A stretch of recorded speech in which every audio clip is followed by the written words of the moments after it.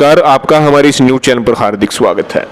बिहार विधानसभा चुनाव में किस पार्टी को कितनी सीटें आ सकती है, कौन सी पार्टी बाजी मारेगी, आपको समझ जानकारी देंगे। कृपया इस वीडियो को शुरू से अंत तक देखिएगा।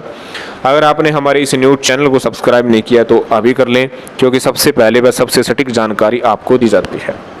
जैसे कि आपको पता है कि बिहार में विधानसभा चुनाव से संबंधित चुनाव को टलवाने के लिए एक पार्टी ने सुप्रीम कोर्ट का रुख भी किया था कि कोविड-19 का कहर जारी है तो चुनाव को कैंसिल किया जाए, लेकिन सुप्रीम कोर्ट ने कहा कि तय सीमा पर ही अब चुनाव होंगे। तो उसके लिहाज से लग रहा है कि ये चुनाव अब बहुत ही रोचक और दिलचस्प होने वाला है। एक तरफ महागठबंधन है, दूसरी तरफ एनडीए गठबंधन है। अगर बात करते हैं महागठबंधन की, तो इसमें मुख्य पार्टी आरजेडी व कांग्रेस है।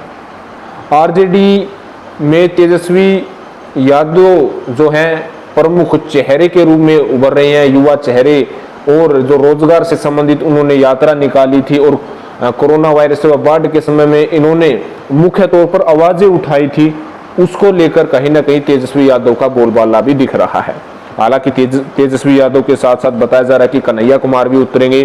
कन्हैया कुमार जो हमेशा भारतीय जनता पार्टी का जो है अच्छा खासा विरोध करते हैं, और जो एंटी बीजेपी वोट है उसको इकट्ठा करने में कन्हैया कुमार लग सकते हैं। आपको पता है कि कन्हैया कुमार ने सीपीआई से जो है चुनाव भी लोकसभा का लड़ा था, हालांकि हार का सामना करना पड़ा था, लेकिन इस चुनाव में कहीं ना कहीं कन्हैया कुमार बीजेपी के विरुद्ध में वोट डालने की अपील करेंगे, जिसका पूरा फायदा आरजेडी को भी हो सकता है। और इसके साथ साथ आरजेडी पार्टी उभर कर निकल कर आ रही है, क्योंकि कुछ नेता जो पुराने थे उनको कहीं और सेटल तेजस्वी यादव कर रहे हैं, और जो जातिगत पहले वो यादव को आगे ले जाया जा रहा था लालू प्रसाद यादव के द्वारा, आरजेडी के द्वारा, अब सभी जातियों को संगठित खुद तेजस्वी यादव कर रहे हैं और अपनी तरफ उन्हें मिलाने की कोशिश भी कर रहे हैं। उसके साथ साथ कांग्रेस का भी गठबंधन है। कांग्रेस पार्टी पहले की जैसी ही लग रही है, कोई बड़ा उसमें फेरबदल नहीं दिख रहा है, और दोनों के बीच में टिकटों की बंटवारा भी होगा, और इसके साथ साथ अन्य छोटी छोटी पार्टी भी इनके साथ लगी हुई है। और इसके साथ साथ बता दें कि जो एनडीए गठबंधन है, जिसमें जेडीयू मुख्य पार्टी है और वर्तमान में नीतीश कुमार जी जो है मुख्यमंत्री है। नीतीश कुमार की और जेडीयू की स्थिति कमजोर हुई है पहले से, एक तो कोरोना वायरस, दूसरा बाढ़, और जिस प्रकार से नीतीश कुमार ने कार्य किया है उसका उन कार्यों का विरोधाभास भी जो है बिहार में शुरू हुआ है, और कमजोर परिस्थितियां इस वक्त जेडीयू की है। और इसको ध्यान में रखते हुए भारतीय जनता पार्टी ने भी फैसला कर लिया है कि जितनी सीटों पर जेडीयू चुनाव लड़ेगी उतनी ही सीटों पर जो है भारतीय जनता पार्टी चुनाव लड़ेगी। भारतीय जनता पार्टी का ग्राफ बड़ा है, क्योंकि लोकसभा चुनाव में उनका जो है जो चुनावी गणित है, वोटिंग समीकरण है, भाजपा के अनुकूल रहा था। अच्छी खासी सीटें भी बिहार से भारतीय जनता पार्टी ने जीती थी, और जिसके कारण जेडीयू पर दबाव भी सीटों से संबंधित भाजपा की तरफ से बनाया जा रहा है, और भाजपा अपने सबसे पहले प्रत्याशी भी घोषित कर सकती है। जैसे हमारे पास सूचना आ रही है उसी के आधार पर हम बता रहे हैं।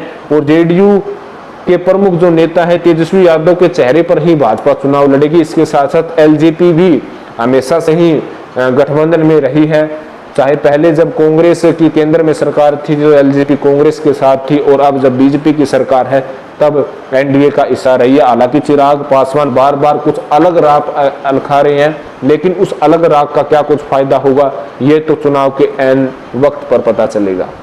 आपको ये बता दें कि इस वक्त जेडीयू की स्थिति कमजोर है। भाजपा और आरजेडी व कांग्रेस की तरफ से अगर देखा जाए तो कहीं ना कहीं उनका गिराव गिरता हुआ नजर आ रहा है। कुछ ऐसे नेता हैं जिन्होंने जेडीयू को छोड़कर जो है आरजेडी का दामन थाम लिया, कांग्रेस का दामन थाम लिया। वहीं प्रशांत किशोर भी इस इलेक्शन में मेन भूमिका निभाएंगे। पिछले इलेक्शन में प्रशांत किशोर ने जेडीयू का साथ दिया था, इस इलेक्शन में किसका साथ देते हैं, क्योंकि बहुत ही अच्छी नीति बनाते हैं प्रशांत किशोर, और आज तक उनकी नीति विफल साबित नहीं हुई है। हालांकि उत्तर प्रदेश में जरूर विफलता साबित हुई थी, वरना सभी चुनाव में प्रशांत किशोर हमेशा अच्छी नीति के साथ साबित हो रहे हैं। अब यही लग रहा है कि महागठबंधन और एक तरफ एनडीए गठबंधन है, आपस में अच्छी खासी टक्कर होने वाली है। और लगभग जो सीटों की बात की जाए तो 243 सीटों में से ये लग रहा है कि जो एनडीए गठबंधन है वो करीब 110 सीटें ले जा सकता है। 110 सीटों के करीब जो है एनडीए गठबंधन लाता हुआ नजर आ रहा है। वहीं अगर बात करें आरजेडी, कांग्रेस व अन्य पार्टियों के गठबंधन की, तो 120 सीटों के करीब जो है जो महागठबंधन है आरजेडी का वो ला सकता है और बाकी अन्य के खातों में सीटें जा सकती है। अब ये बिहार का चुनाव बहुत ही रोचक और दिलचस्प हो चुका है। आपको एक एक सीट के बारे में जानकारी देंगे। अधिक जानकारी के लिए आप हमारे साथ बने रहिएगा। अगर चैनल को सब्सक्राइब नहीं किया तो अभी कर लें और कमेंट करके जरूर बताइएगा कि बिहार के इस विधानसभा चुनाव में किस पार्टी को कितनी सीटें आ सकती है। धन्यवाद।